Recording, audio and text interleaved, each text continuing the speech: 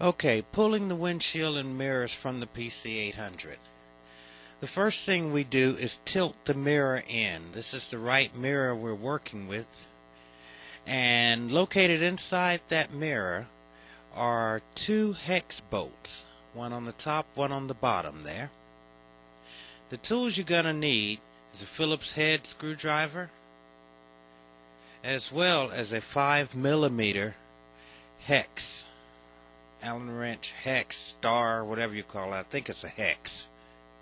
Anyway, you take your 5mm hex and you'll remove both of those screws from inside.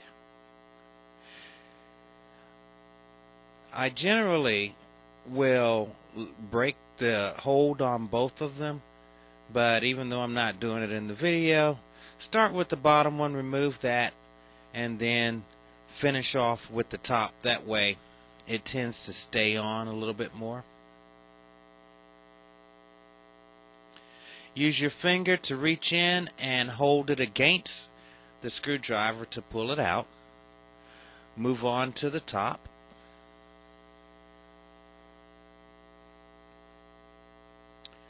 Hold it on because you don't want it to drop down in there. That will be a bad thing. Now that you have both screws removed, you're gently going to slide it forward just a little bit, or at least back towards the driver.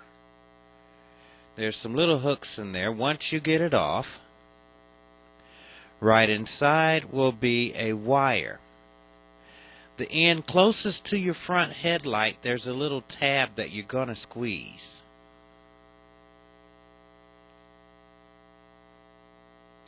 Just put your fingers on it, squeeze, wiggle, and pull. Apparently that's the trick with most things on the PC800. Grab, wiggle, squeeze gently. There's your plug. And always place it somewhere that you're not going to step on it. Same thing with the left. Push the mirror in, tilt it in. And you will have your two bolts on the inside. Break the tightness of them. And as always, I remove the bottom one first before moving to the top one.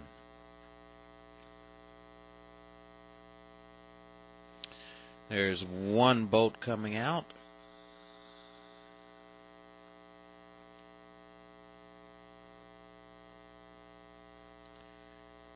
Moving on to the top one. And be careful. If the bolt will not stay on the driver, you can use the housing of the mirror to remove the bolt because you don't want it to fall down inside the fairing. So use the force of the mirror to pin the bolt against it, and then you can take it out without it falling inside because you don't want to go on that journey. Keep your bolts separate, left and right mirrors. Squeeze the tab gently, wiggle the cable, and pull it right out. And there it is, and there's your mirror. Place it in a safe place that you're not going to step on it as you move around the bike. So that's both mirrors off. Moving on, we're going to go to the plastic trim. That comes off next. There are two bolts holding that on. There's one there and one exactly on the other side. You also use the same 5mm hex for this. This particular driver I got from Home Depot simply because it's longer, much easier to reach the bolts inside the mirror. So you take that bolt off, and the little plastic trim will pop up. It has a grommet. Keep up with your grommets. They keep you from over tightening and breaking plastic. Move to the other side. There's our other bolt. We'll use our same 5mm to take it off. It also has a grommet on it. Do not lose your grumettes. And because they all look alike and so many things are the same size, keep them together. The 2 bolts from the mirrors, each side, keep those together. The 2 bolts from this plastic trim, keep them together. I usually set them to the side, but together, and left and right, as I'm facing the bike this way. Next to come off of is our vent. That's held on by 2 screws that are your Phillips head. The screws are located inside that vent, 3rd space down. And if you get up close, stare in there, and you're not doing this at night like I am, it's much easier to see. But I've pulled this thing off so many times it's really easy to find. But it's just 2 bolts, one on the left side, one on the right. You do not have to take them off. I find it easier to leave them in. Just unscrew them to disconnect it from the little panel that's underneath it. So you just screw it until you feel it start slipping, that it's not going to unscrew anymore. And then that entire vent and the plastic strip will pop right off. You just slide it right out. Leave your screws in. That makes it much easier to keep up with. The same thing with our plastic strip. It can now come right off. It's just 2 bolts holding it on. And just like the plastic strip, you should smile. It's not that bad.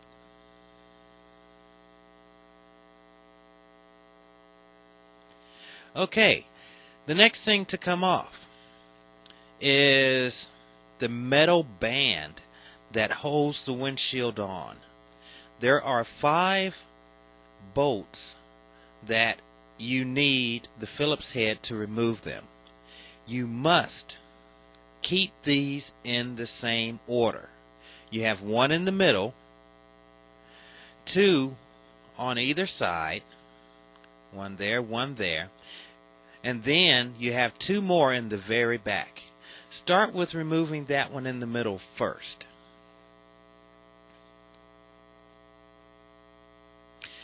The grumettes are different sizes. Keep them in order.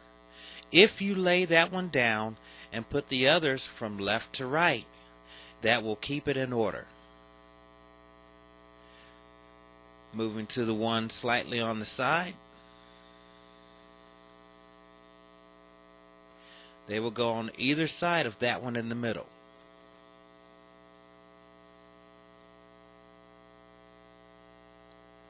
That will only leave the 2 that are on the ends.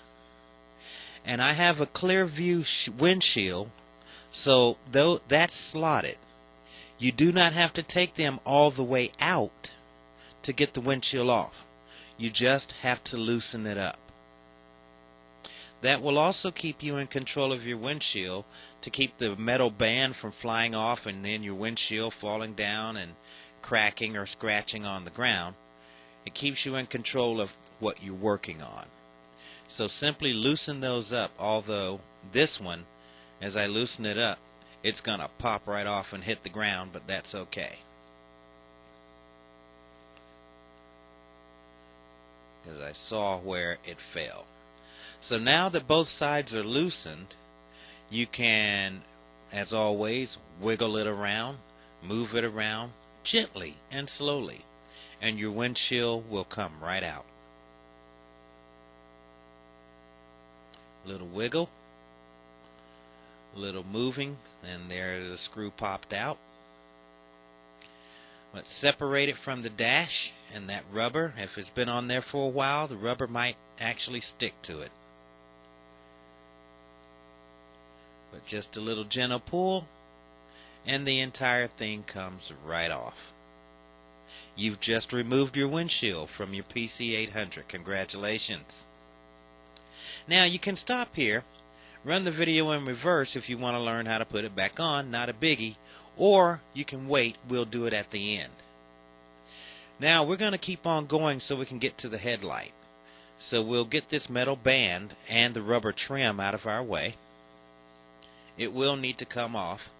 Apparently my rubber trim at one point was glued on, and so I left one side stuck to it while I got underneath to the headlight. But I've taken it off so many times that, it's not a biggie anymore and the rubber just comes right off. It's no big deal to put it back on. So there's the rubber. And now we're going to get to the access for underneath the instrument panel. This is where you get to all of your bulbs. This is where you get to your headlight, your wiring. There are two small Phillips head screws holding it on, left and right. Remove those. And there's a little tiny clip that holds this thing in place. It's just really tiny. So it takes a little wiggling of one side, but it'll pop off that clip and then the whole thing will come out. It comes out in two different sections. Or you can just pull it out together and separate it. It's all up to you. Again, be gentle. Go slow. Don't snatch it.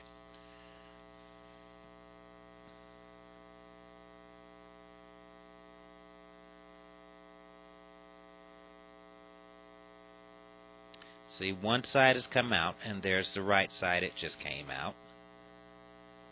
That's one section. A little wiggle, a little jiggle.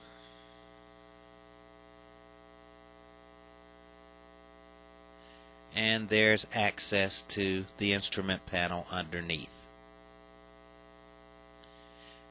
It's easy to see how those go back on. They're curved. They can only fit one way. Okay, it can fit multiple ways, but you'll end up breaking it and have to glue it, paint it, whatever, duct tape it, I don't know. We are now looking at the headlight rubber cover. Mine is on upside down. That little tab is supposed to be at the bottom. It doesn't screw on, it just slips on. So all you have to do is pry and it will come off. You can reach from the top, you can reach from the bottom. But just wiggle it, slide it, it pops right off. Mine is kind of clustered because I've got speaker wires. I know Goldwing. Yeah, I wired it to my headlight. Whatever. Anyway, there's the plug. I also have HID lights. So the typical white part will plug directly into your bulb if you still have a halogen light. Here I have unplugged it. Although mine is different because I use the HID lights. But the concept is the same. There's the plug, three prongs, And shortly, we're going to talk about the retaining clip that holds the bulb in. As you're facing the bike, the headlight is in your belly. The clip is on the left side. You push it in, raise it slightly, it will come undone. It may help to reach from underneath and push it in, but you push in on the left side. It's hinged on the right. You remove that clip and the bulb will come straight out. There's an easier way to show you this because when you can't see it, it's hard to describe. So I used a yardstick. We're facing it. The bulb is in our belly. The clip is the yardstick. There's a little holder that's curved. You simply push in on the end with your fingertips. It's under pressure, so you have to kind of push hard. It will move forward, lift it up, and over the little holder. Once again, you push in on the left side, past the little clip, there you go, up, and it will come off. We'll show you a top view how it looks because the little thing that holds it is curved. Once again, you push in on the left side. You push kind of hard. It will bend. Get it past there and lift up. Generally, it's made so all you have to do is push in. It will move up on its own. Push in, it will move up, and you just slide it back. And this is the little clip that you move out of the way. It's hinged on the right side, it clips on the left side. There's the headlight.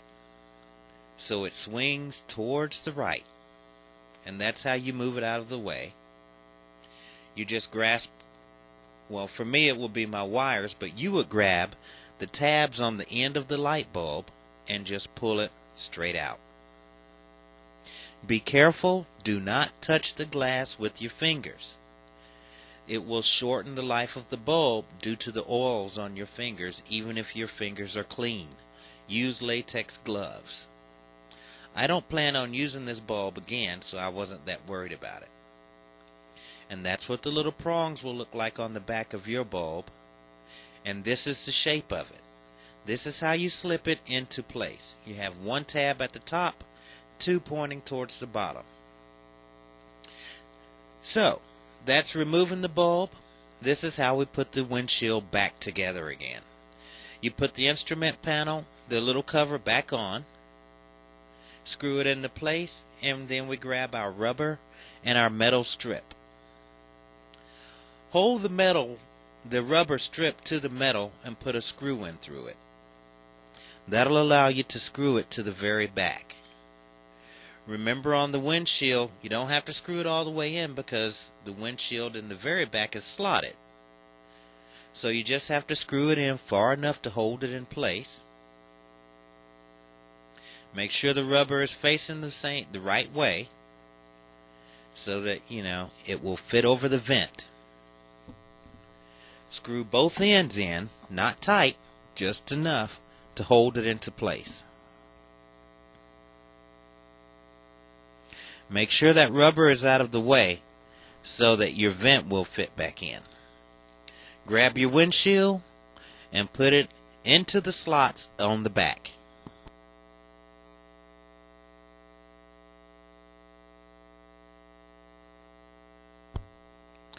Once again, wiggle it and jiggle it. Get it into place. The rubber is next to the dash. The metal strip will have little rubber mounts so the metal never touches the plastic. Once you have the two back ones, don't tighten it yet.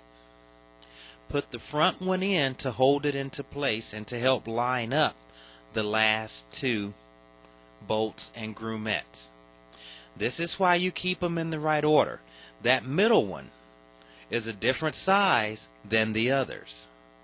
So you got to have that middle one in the right place and the side ones in the right ones so you don't over tighten and end up breaking your brand new Clearview shield, because for $150, $160, that is nothing more than a crying shame. Literally. Trust me. I know. Go back, tighten up the back one, wiggle it, make sure it's down where it needs to be, wiggle and jiggle. Place the ones that are a quarter of the way around, put them in, screw them into place. You now have your metal strip and rubber and windshield back into place. Go back. Tighten everybody up again. Make sure everybody is good and snug. Remember, vibration will shake it loose if it's not tight enough. You don't have to crank down on it like an Atlas man or an Atlas woman or an Amazon woman. Just make sure it's good and tight. We have that back on. Double, triple check your bolts again. Make sure they're tight.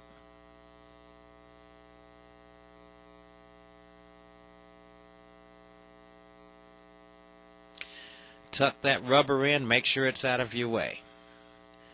Next thing to go in is the plastic finished strip. It only has 2 bolts on the end, but it has little tabs at the very bottom. Make sure they line up and slip into place just right. Make sure it's centered over the headlight. Make sure nothing's up and out of the way, because once you get the vent in, you don't want to break the little tabs. So double check it. Make sure everything is in the slot it's supposed to be in. And then run your bolts in. But do not tighten it yet. Wait to tighten it until we get the vent in. That way it'll have a little give as we work the vent in. Make sure the rubber is out of the way so you won't have any problems getting the vent into place like I did. But hopefully you won't see where I had to cut the video off and curse for 15 minutes. See? All in the way. So tuck it up, push it up, shove it up, way up. And your vent will have, there are little tabs on that plastic trim. The vent fits on those and holds it into place. And it should fit snug against your windshield again. Once it fits snug, then you can tighten up your vent with your Phillips head screws. And, well, with the Phillips head screwdriver. And afterwards, you can go back and tighten up the plastic trim. It also has grommettes on it. That's why they are a different length than what the windshield is. That's why you don't throw everything in a big pile. Everything has different lengths. Keep them separate.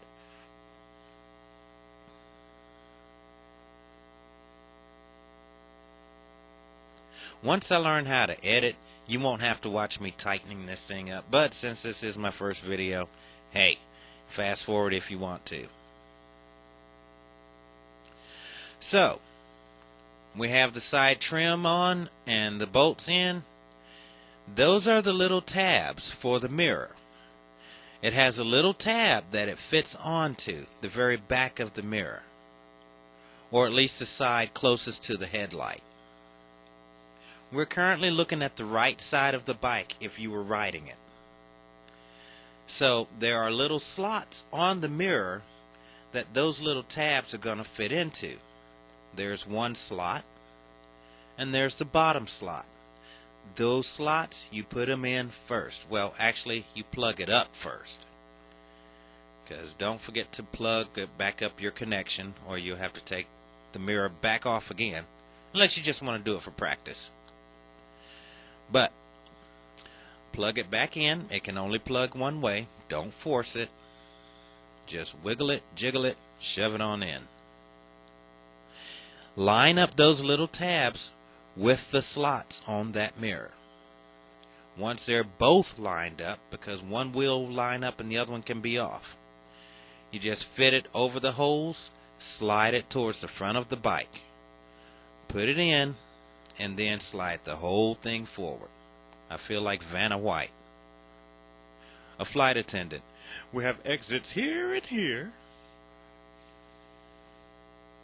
In case of a water landing.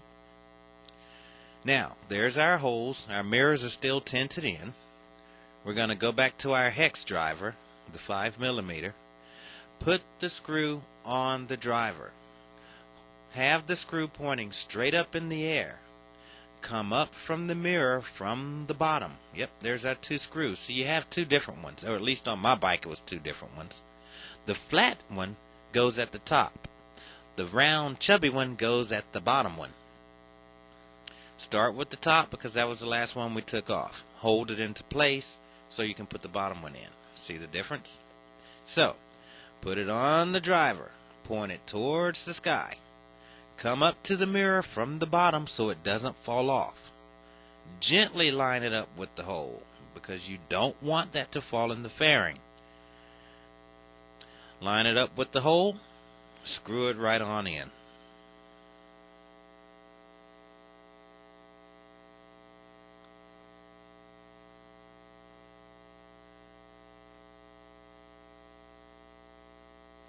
That's what she said. Same thing with the bottom one. Put it on the driver. Point it at the sky. Come up to the mirror from the bottom. Don't try to go in at a down angle. It will fall off. And move slowly. Trust me, it's worth taking a few extra seconds for this because if it falls down in that fairing... Oh, that's where help arrived after you've almost got the bike together. I want to help, Daddy. Get out of the way. Okay, other side of the bike. Same process. We got two little tabs. We have our connector. There's the mirror. Plug the connector in so you don't have to take it back apart. Line up those little tabs with the slot.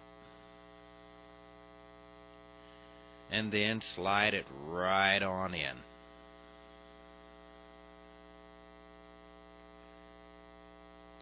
Once it's nice and secure, that'll give you a moment to reach into your pocket or wherever you... That's where I keep my mirrors, screws, because that's the last place I'm going to put them. There's our slots. Up and down. Fat one goes at the bottom one. The little thin one goes at the top. Or at least on my bike it does. Put it on the driver, come up from the bottom, and work them in. As soon as you get a cat from underneath your feet.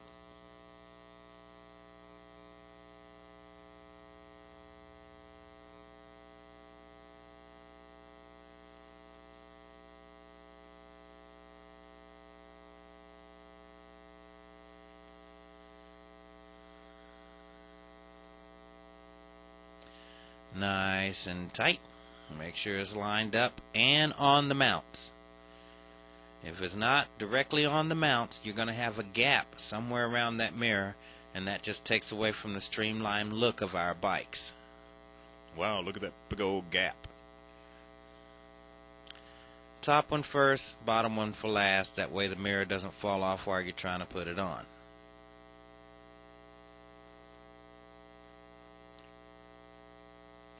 And that's all there is to it, folks. That's the windshield, that's the headlight, that's the mirrors. Put it back in place, hop on your bike, line them up to where they were. Those are my blind spot mirrors I added. And we get to test out the headlight now. And show off a few farkles. My voltmeter.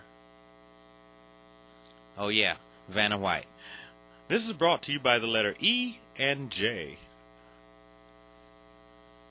Not the brandy. Okay. Peace out, y'all. Have fun.